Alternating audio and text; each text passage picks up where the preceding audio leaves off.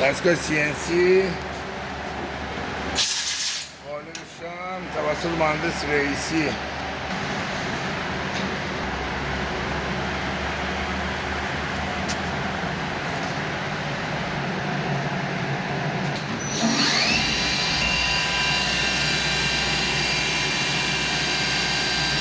دستگاه CNC سیستمش کامپیوتریه، کامپیوتر فرمان میدن خودش طبق نقشه عمل میکنن.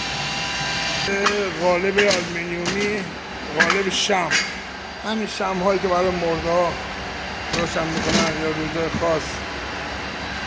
این هم شم با زیر نظر مهندس رئیسی عزیز. آدرسش هم ساری زیر پل گلما.